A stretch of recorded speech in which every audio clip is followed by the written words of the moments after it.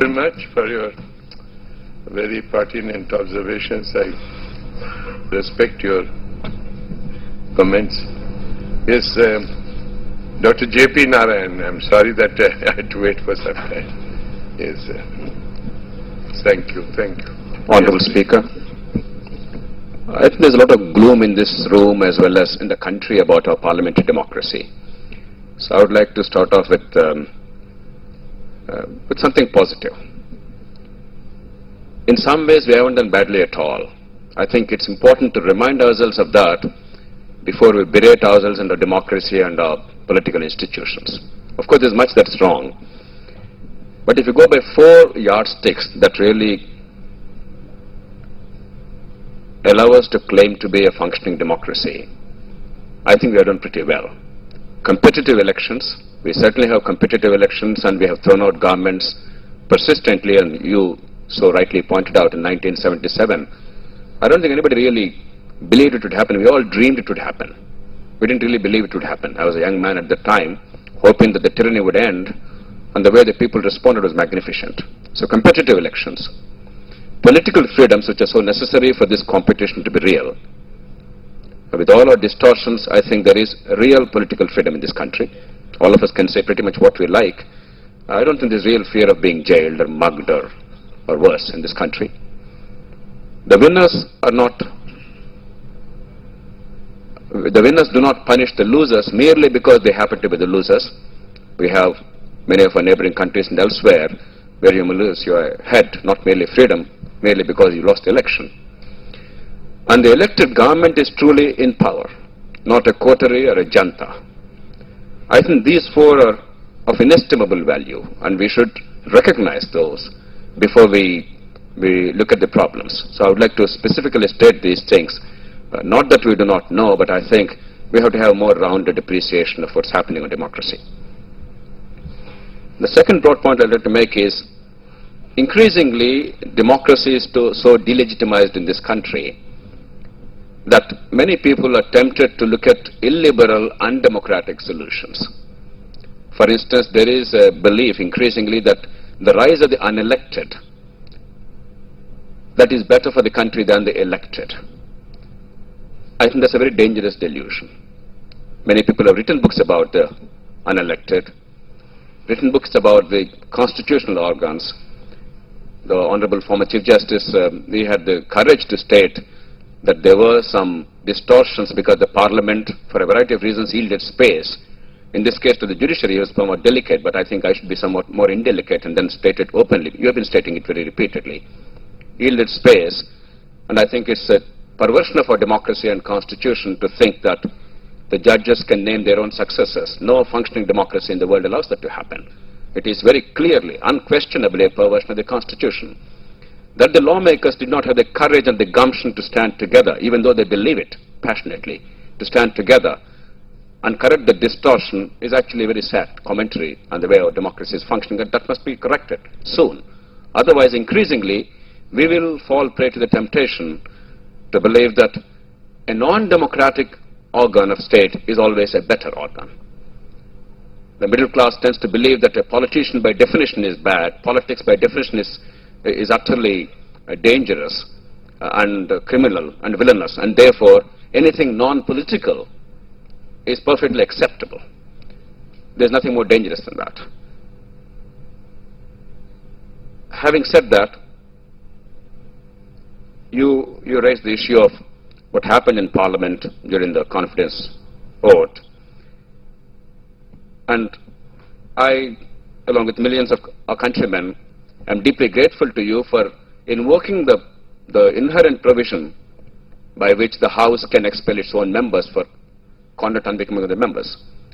It was invoked only twice before you did that. I think one case was H.G. Mudgal, before the first Parliament was elected, in fact.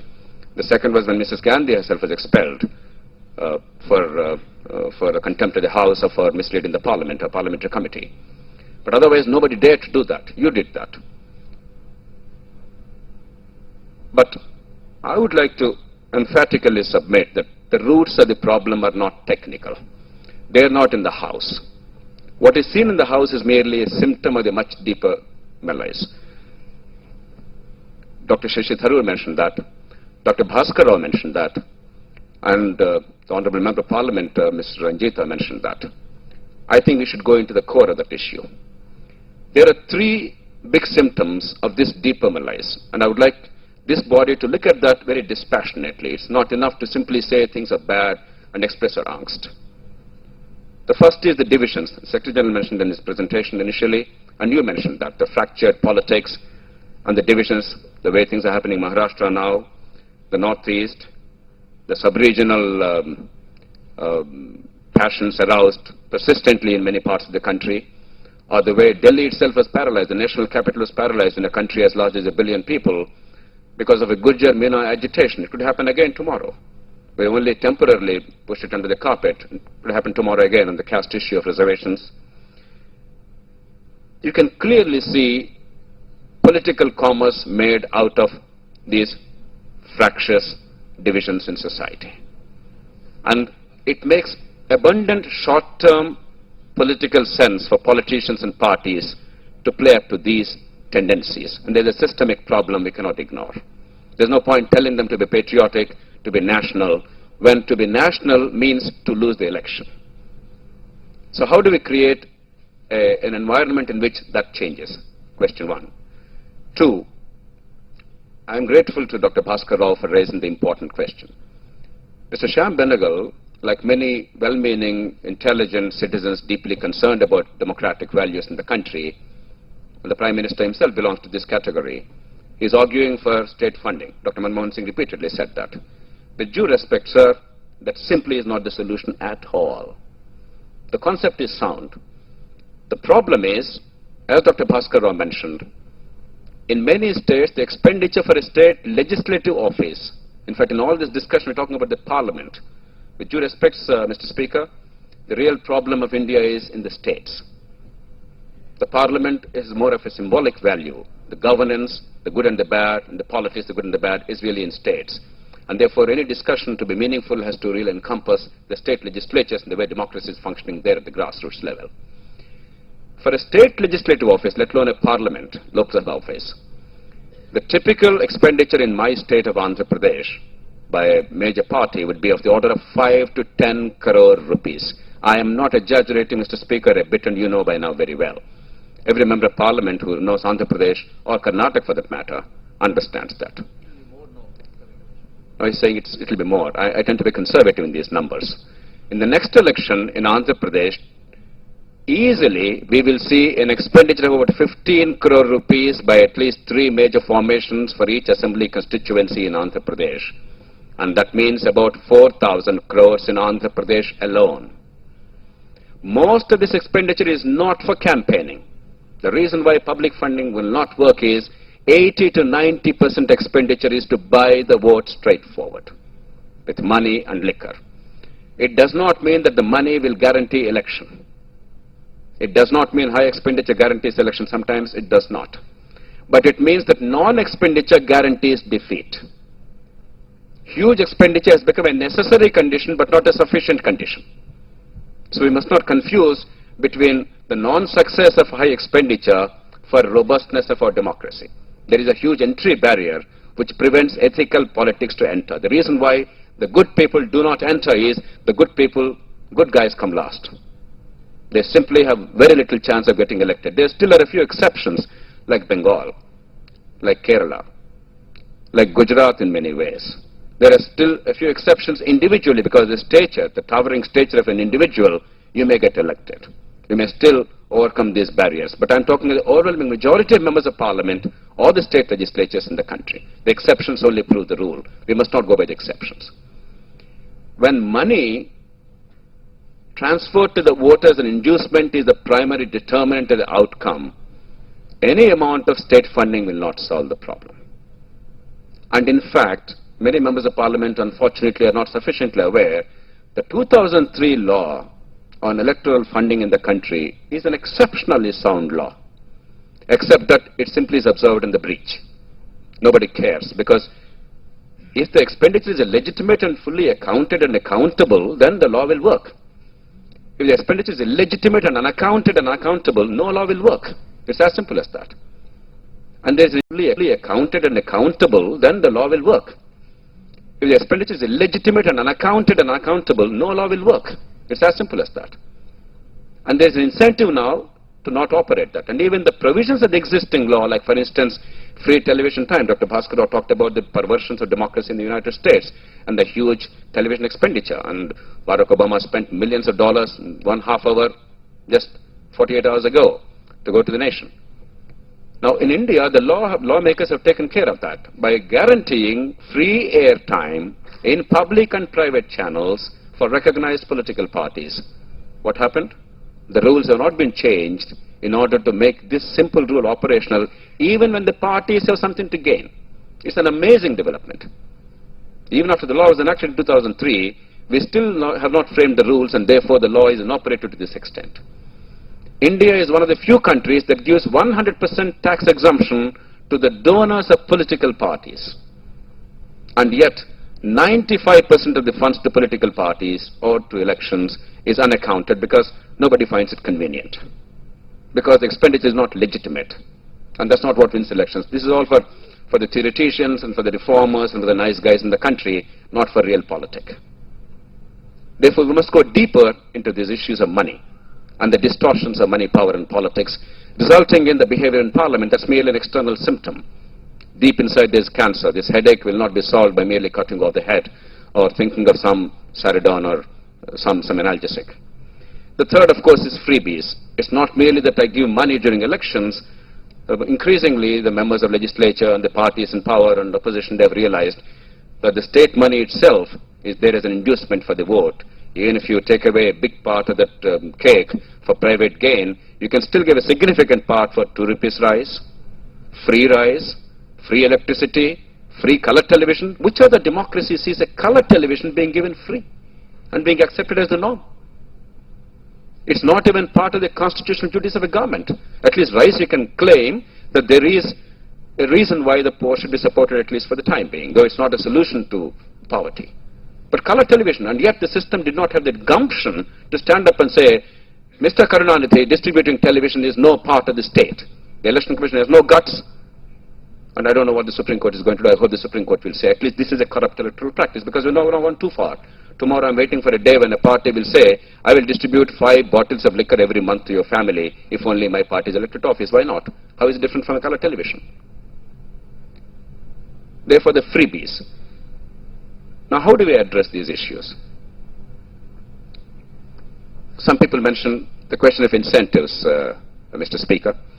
Dr. Shashi Tharoor talked about the larger systemic issue, and I agree with him that there is an imperative need for clearer separation of powers. But I'm much more practical than Dr. Tharoor. I know it will not happen for quite some time, and also know that at the national level, there probably are very sound reasons why it cannot happen. North, South, Hindu, Muslim, Hindi, non-Hindi. We have so many fractures and divisions in a very complex and diverse society, why at the national level probably the country cannot invest that kind of authority in one functionary, though that functionary actually is weaker than an elected prime minister who more or less controls both the parliament and the executive branch of government. But these niceties are not adequately understood, therefore there are fears. I understand. But there are other elegant solutions to change the incentives. And the good news, I believe, is, and that's where my optimism comes from. Dr. Brahmachari talked about his optimism. My optimism is not irrational. I believe there are reasons why we must be optimistic. Good things will happen, big changes will happen, not because they are moral and they are right. Rarely does it happen so in politics. Good changes will happen when the politicians in office realize that there is a vested interest in such change, and incidentally there is a benefit to the nation. And I believe there is now such a concomitance of circumstances coming today in the country in the next few years. The national parties are losing out very badly in our perverse electoral system. Today, in the 6 largest states of India, UP, Bihar, Maharashtra, Andhra Pradesh, West Bengal and Tamil Nadu, not necessarily in that order, except in Andhra Pradesh, Congress party is a dominant player. In no other state is any of the 2 leading national parties major players. They're either non-existent virtually politically, or they're playing second fiddle to their local partners. It's an amazing development which is somehow ignored by all of us, because The Parliament seems to be unaffected because of alliances and coalitions, and therefore we think this is not an unnatural development.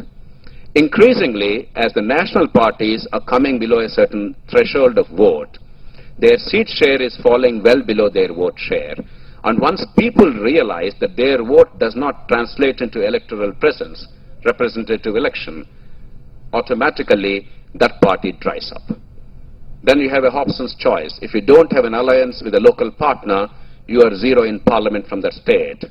If you have an alliance with a local partner, you are zero in the state because you don't contest in many parts of the state, and if you don't contest in politics, you don't exist. There is an extraordinarily cruel fate now hanging down the necks of the leading parties, and that's what happened in these states. Increasingly it's happening in many other states. Therefore, the major parties, the national parties, have now a vested interest in looking at a fundamental change, not for the country, but for their own sake. And the country incidentally benefits. India is one of the handful of countries with a current electoral system.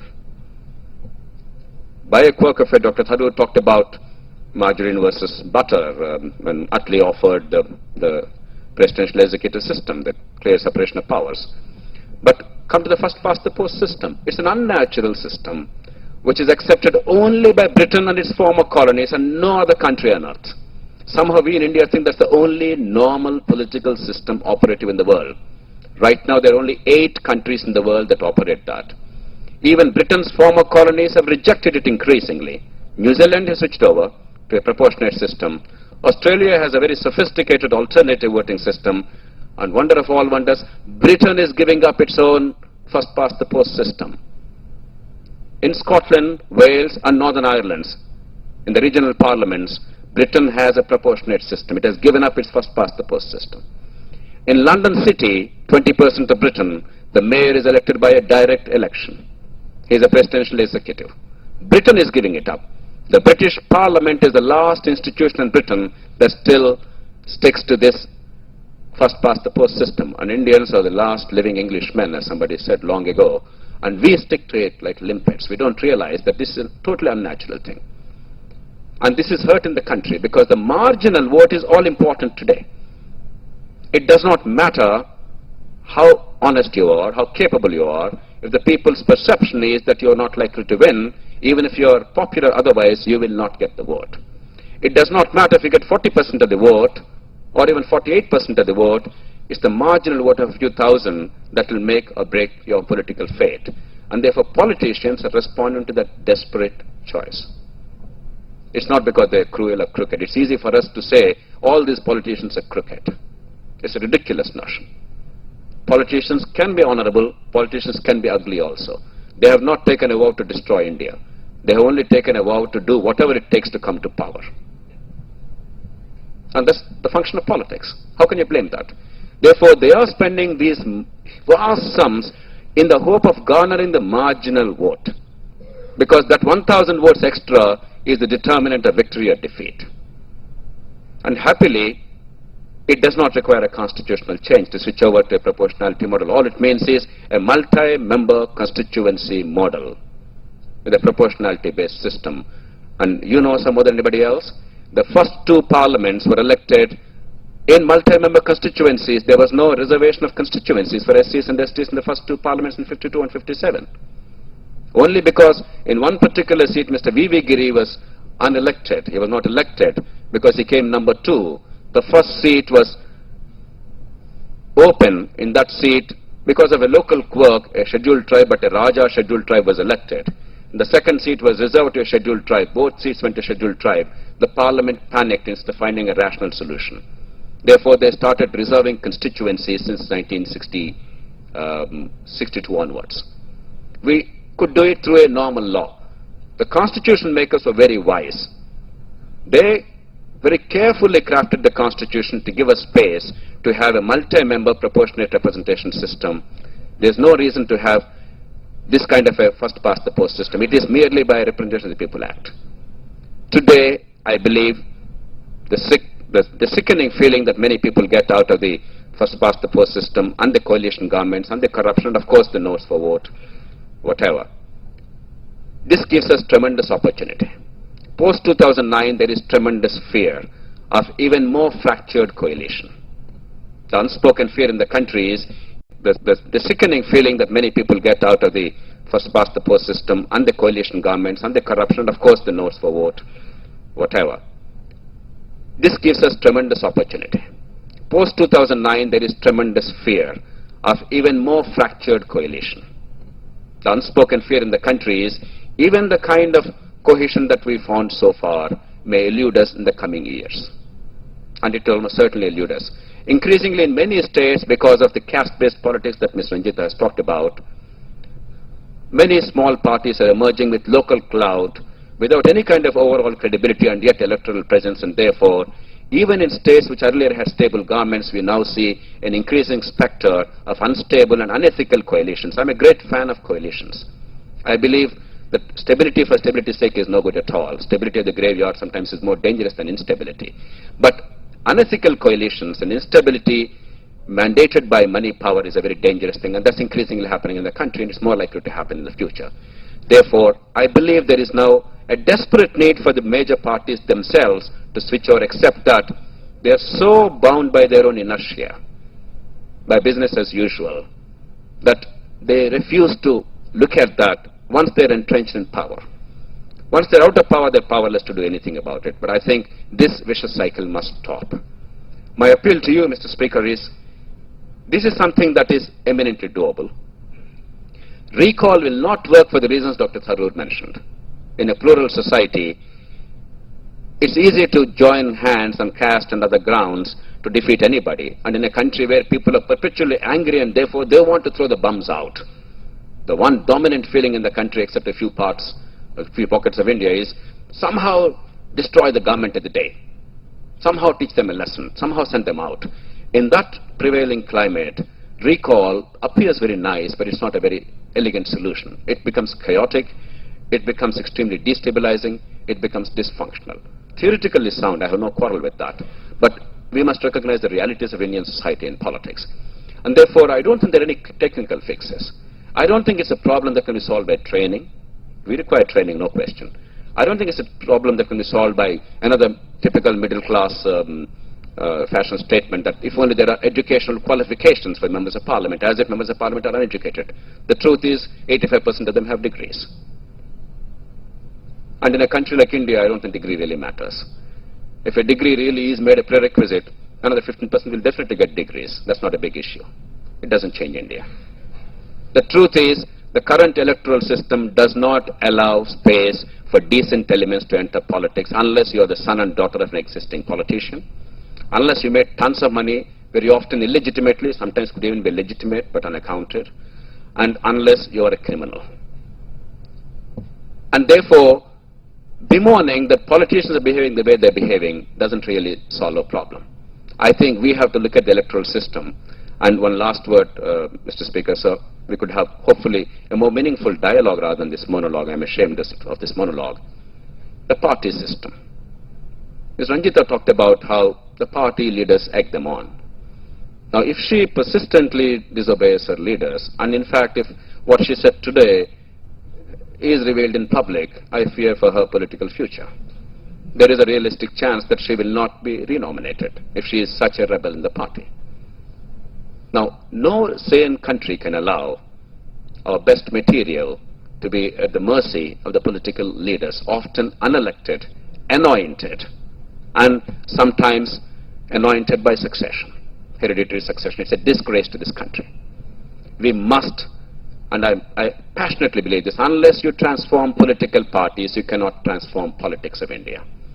Political parties may not be mentioned in the Constitution except in the 10th schedule, but political parties are overwhelming reality. They determine the shape of events. It doesn't matter what you discuss and I discuss in Parliament, frankly. All it matters is 10 people in Parliament, the leaders, they must be convinced. The 2003 law incidentally came about not because Parliament deliberated or even understood, I dare say, because 10 key people of India, they understood it was in their best interest. They did it. The big changes in India never happened because the Parliament deliberated. I mean no disrespect to India. That's the way we function. We are almost a lawyer jirga. And after the 10th schedule, we actually became a lawyer jirga. It's no longer of any consequence what you discussed there. You have to raise your hands or else you're disqualified. Now, I can understand the 10th schedule, and I'm a great fan of anti-defection provisions. I'm fully in agreement with that. I can understand those provisions being applied when the confidence or no confidence motion is in vogue, or the finance bills, or are the ones debated because the government survival depends on that. But for a Muslim women's bill, for an ordinary bill of parliament, for a nuclear agreement, for something else, how can the parliament function? What is the purpose of the deliberations? We have now constrained too much because we have no faith in our parliamentarians. The party leaders use that very skillfully to tighten the grip over the party members, those in parliament and outside, those in legislation outside. We have to look at 10th schedule, make members of parliament free people who can speak out honestly, even against their own leadership and their views if necessary, except that they should not have the power to undo the mandate of the people. They cannot bring down a government without the sanction of the party or the people themselves. Except that for that one injunction, the members of parliament and legislature, we must give them due respect. One last word, Mr. Speaker. I entirely endorse the committee system, and you mentioned quite rightly that the committees work pretty well. But the committees are not empowered in India. Woodrow Wilson said long ago that Congress in session is Congress on exhibition.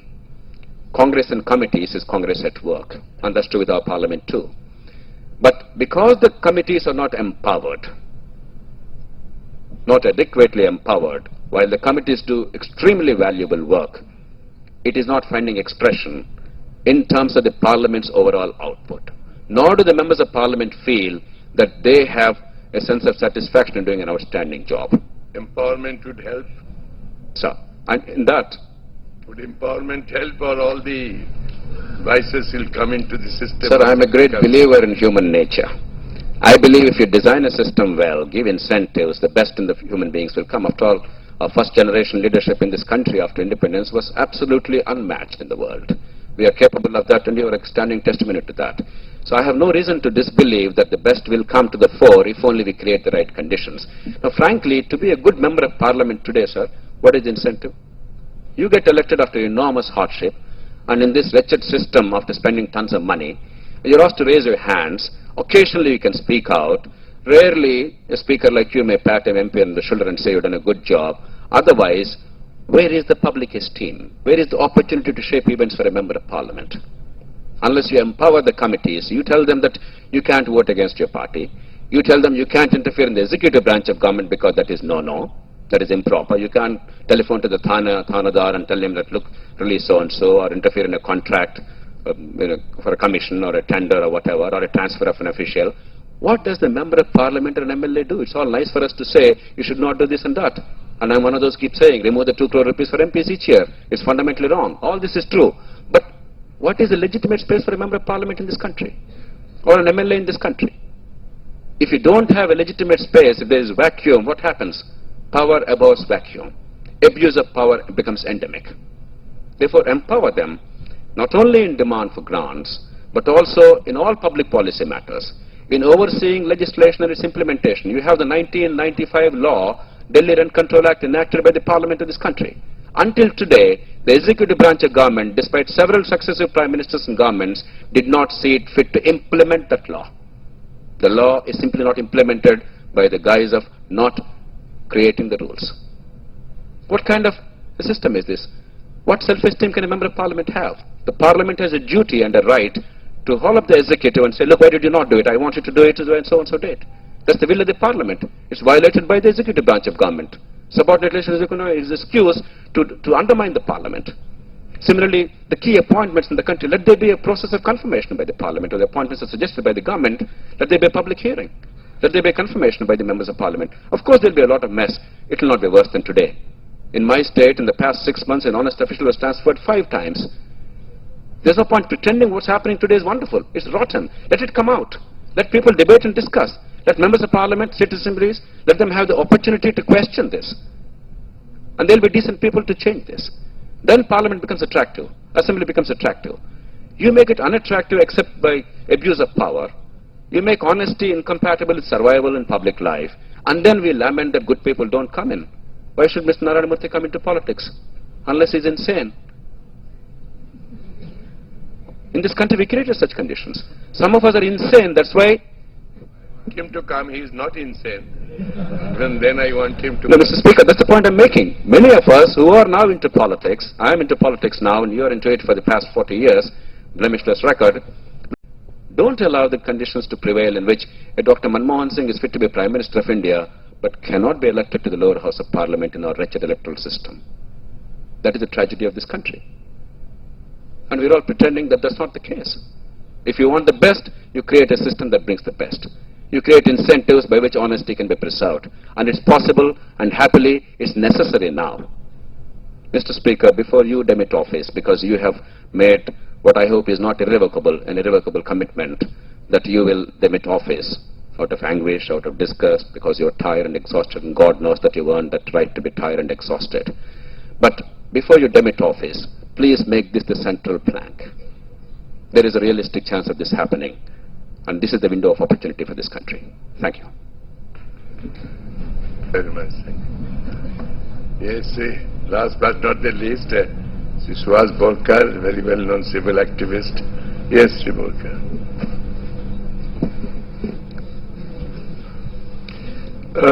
Honorable Speaker, sir, thank you very much for giving me this opportunity.